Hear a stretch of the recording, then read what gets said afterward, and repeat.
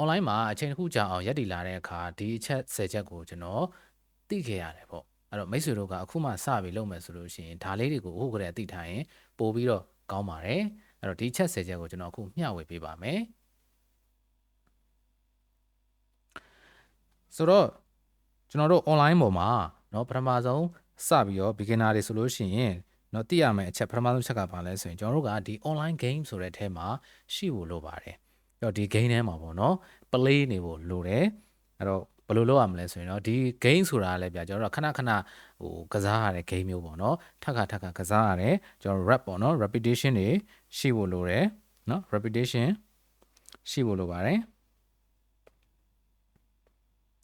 reputation တွေရှိဖို့လိုတယ်ပြီးတော့ကျွန်တော်တို့confidence ပေါ့နော်ယုံကြည်မှုတွေရှိရပါတယ်အဲ့လိုမျိုးရှိစွာနဲ့ game ထဲမှာနေဖို့လိုတယ်အခုမှ beginner တယောက်ဆိုလို့ရှိရင်အဲ့နောက်တစ်ခုကဘာလဲဆိုလို့ရှိရင်တော့ကျွန်တော်တို့ဒါ talk to one person ပေါ့နော်အဓိပ္ပာယ်ကတော့ကျွန်တော်တို့ online မှာဒီလိုမျိုးမျက်နှာလာပြပြီးစကားပြောပြီးဆိုရင်ပရိသတ်အများကြီးကိုသိပြီးတော့အာရုံမဆိုင်နဲ့ကိုဘေးနားမှာရှိတဲ့တငယ်ချင်းတယောက်မိတ်ဆွေတယောက်ကိုပြောနေသလိုမျိုးတူးတယောက်တည်းကိုပဲပြောနေသလိုမျိုးပဲစပြီးလုပ်ပါဒါကပို့ပြီးတော့လွယ်ကူစေတယ်ပေါ့ဗျာအဲ့လိုမဟုတ်ဘဲနဲ့ဟိုပရိသတ်ကိုလည်းပြောချင်တယ်ဒီပရိသတ်ကိုလည်းပြောချင်တယ်အကုန်လုံးကိုဟို audience အကျယ်လုံးမယ်ဆိုလို့ရှိရင်ကျွန်တော်တို့ဟိုပြောရဆိုရတာခက်တယ်တို့မခေါင်းစဉ်ရှားရတာလည်းခက်တတ်တယ်အဲဒါကြောင့်မို့ကျွန်တော်တို့အနေနဲ့ talk to one person ဆိုတဲ့အတိုင်းပဲတူတယောက်တည်းကိုပြောတဲ့ပုံစံနဲ့ပဲအရင်စပါတိတ်အများကြီးမတွေးနဲ့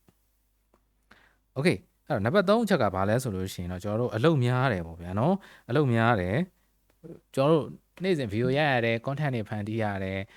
script တွေရေးရတယ်ရှားရတယ်ပေါ့ဗျာဒါပေမဲ့ကျွန်တော်တို့ကဘာလဲဝင်ငွေမရှိဘူးပေါ့နော် no income ဖြစ်တယ်အဲ့ဒါကပုံမှန်ပဲဗျအဲ့ဒါကပုံမှန်ပေါ့နော်ဒါကတာမန်တစ်ခုပဲဆိုတာလေးကိုကျွန်တော်တို့ခေါင်းထဲမှာမှတ်ဖို့လိုတယ်အဲ့တော့လူတော်တော်များများကဒီအဆင့်မှာပဲကျွန်တော်တို့ကအမှ quit လုပ်သွားကြတာပေါ့နော်ထွက်သွားကြတာပေါ့ငါလှုပ်တာလှုပ်နေတာငါ1လ2လ3လ5လ6လတစ်နှစ်ပတ်စံလည်းမရဘူးငါတင်တော့တင်နေတာပဲလူတွေကိုမျှဝေနေတာပဲဆိုပြီးတော့အဲ့ဆင်မှာဖြတ်ကျော်သွားတယ်ကျွန်တော်ဒီ online လမ်းကြောင်းပေါ်လောက်လာခဲ့တာကလည်း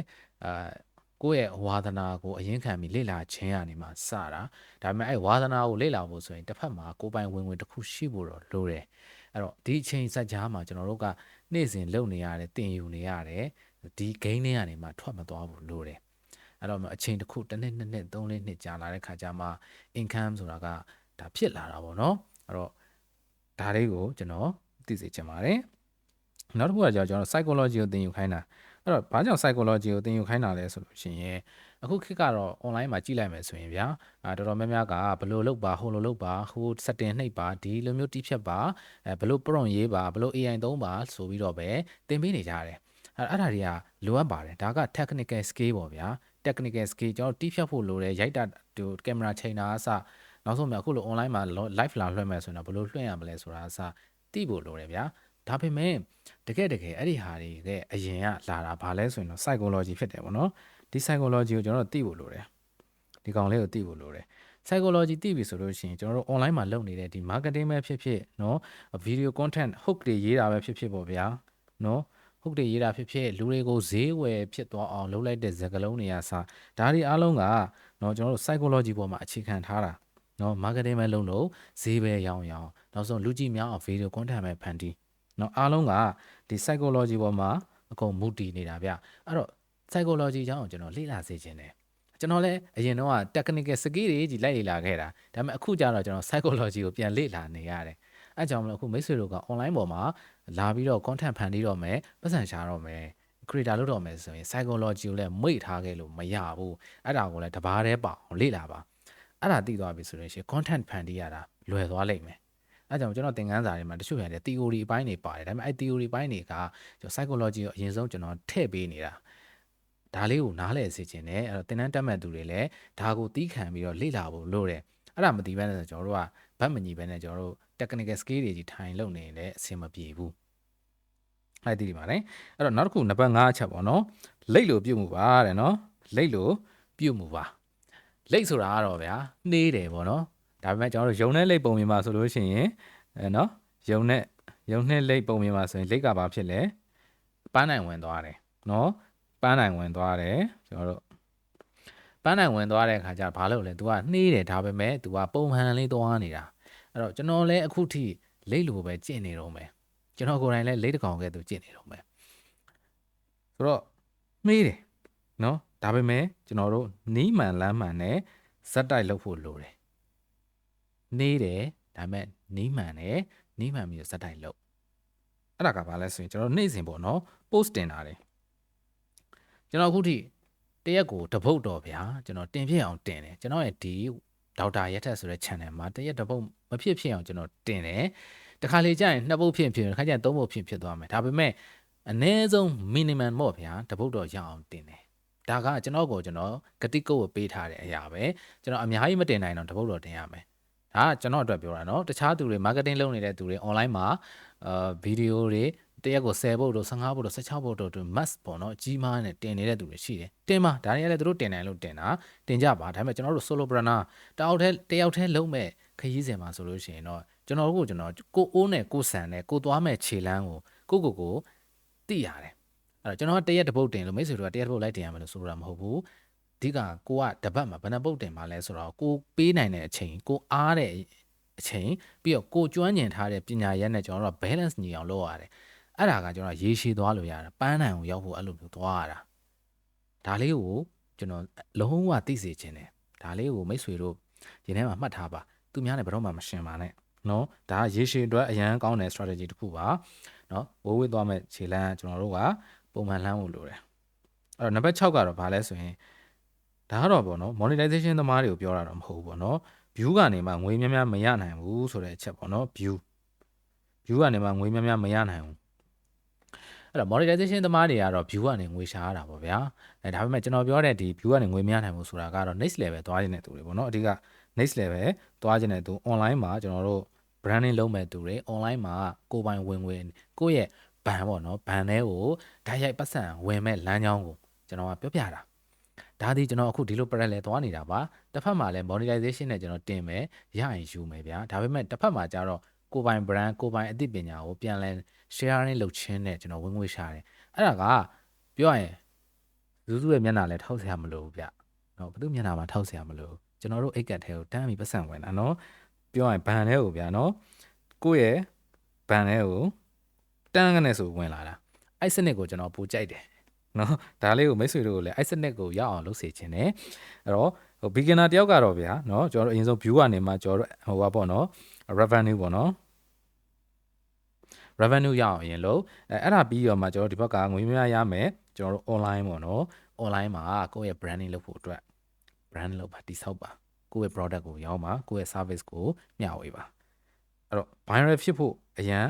မလုပ်နဲ့ပေါ့နော်အရန်မကြိုးစားနဲ့အဓိကဘာလဲဆိုရင်ရောင်းရဖို့ကအဓိကနော်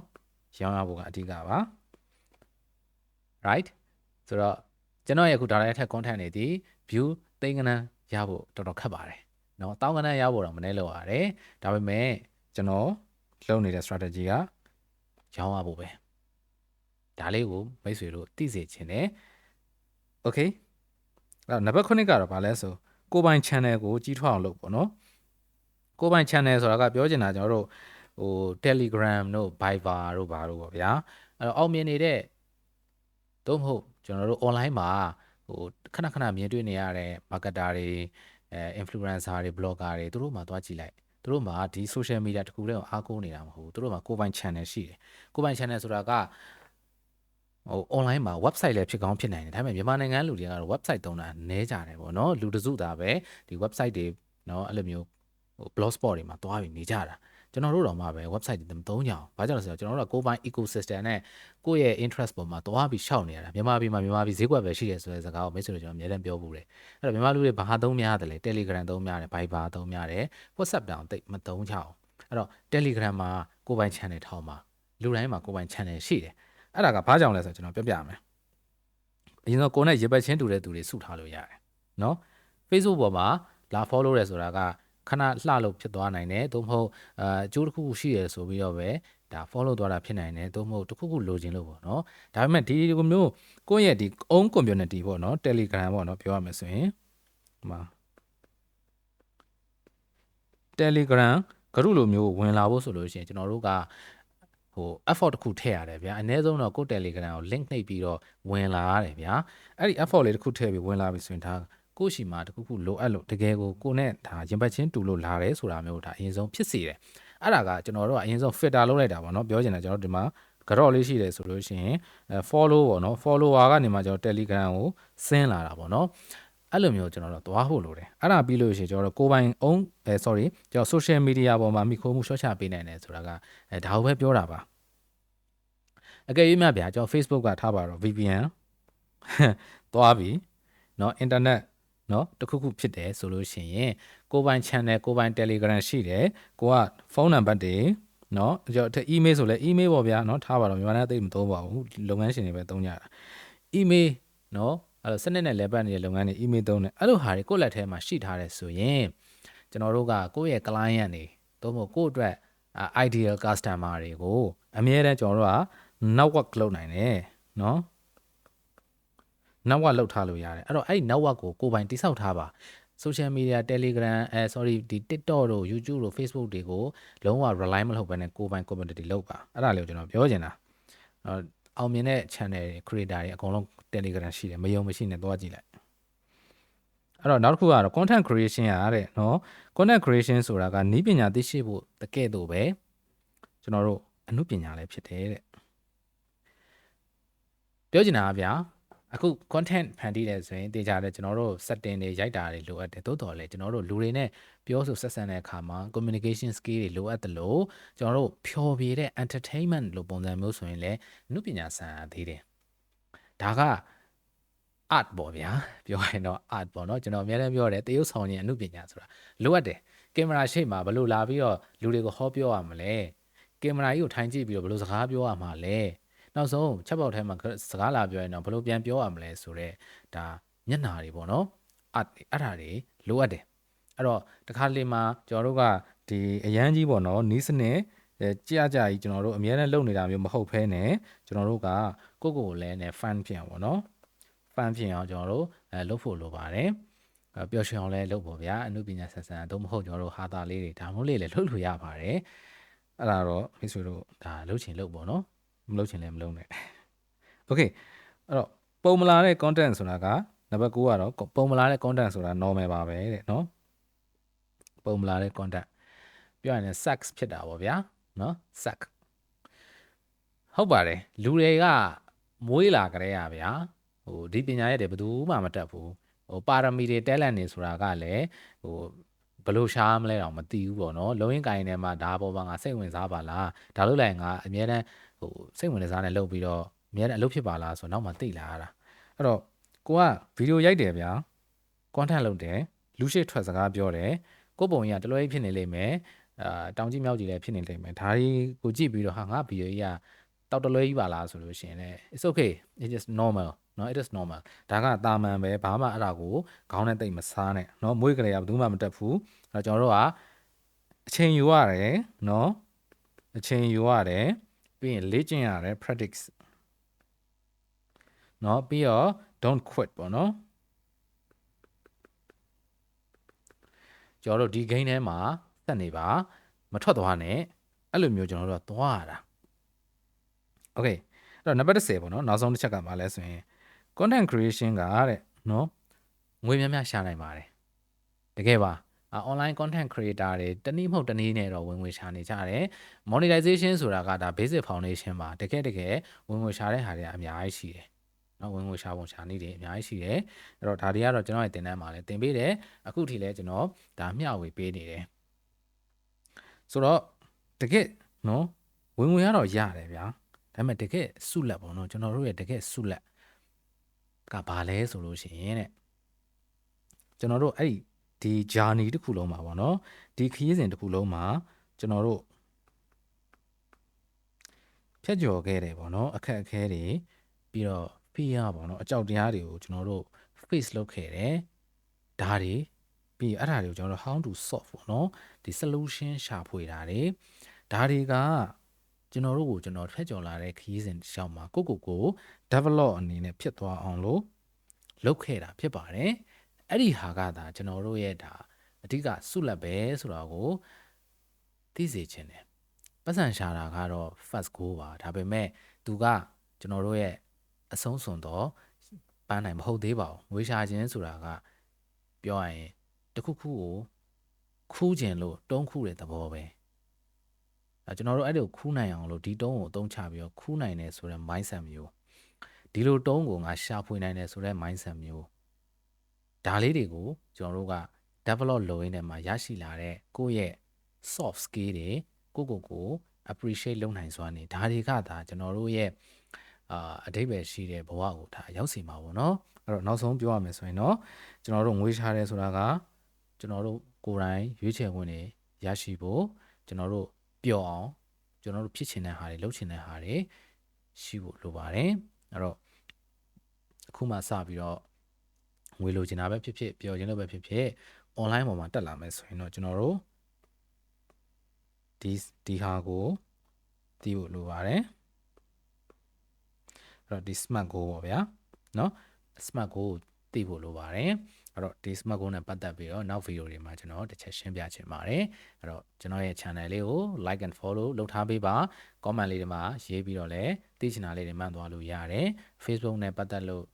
ဒါလေးတွေကိုလည်းသိချင်တာရှိတယ်ဆိုရင်လည်းထပ်ပြီးတော့ရေးပေးပါကျွန်တော်အလင်းတင်တယ်လို့ဒီလိုမျိုးလေး illustration လေးနဲ့ကျွန်တော်လာပြီးရှင်းပြပေးမယ်ပေါ့နော်မိတ်ဆွေတို့ကိုဒါသိစေချင်ပါတယ်ကျွန်တော်သွားတဲ့လမ်းကြောင်းတွေမှာဘယ်လိုမျိုးကျွန်တော်လုပ်နေလဲဘာတွေကအရေးကြီးတယ်လဲဘာတွေကတော့မလိုအပ်ဘူးလဲဆိုတာတော့ကျွန်တော်ခွဲခြမ်းစိတ်ဖြာအများနဲ့ပြချင်ပါတယ်အဲကြောင့်မလို့ follow လုပ်ထားပါshare လေးတွေလုပ်ထားပါတင်တန်းနေတက်ချင်တယ်ဆိုရင်တော့ကျွန်တော်မှာ all in one monetization class ရှိတယ် AOM class ကိုလာ join လို့ရတယ်ပြီးတော့တင်တန်းကြီးအများကြီးလည်းမဟုတ်ဘူးအနည်းငယ်နဲ့အမြဲတမ်းလေ့လာလို့ရအောင်ကျွန်တော်ရဲ့ knowledge တွေတော်တော်များများကိုစုစည်းပေးထားတယ်ဒီကတော့ခုနပြောတဲ့လမ်းကြောင်းတွေသွားနိုင်ဖို့ပေါ့ဗျာအဲ့တော့လာခဲ့ပါဖိတ်ခေါ်ပါတယ်အများနဲ့ကြိုဆိုပါတယ်ဟုတ်ကဲ့ကျွန်တော်ဒေါက်တာရဲထက်ပါ lifestyle content creator coach တယောက်ဖြစ်ပါတယ်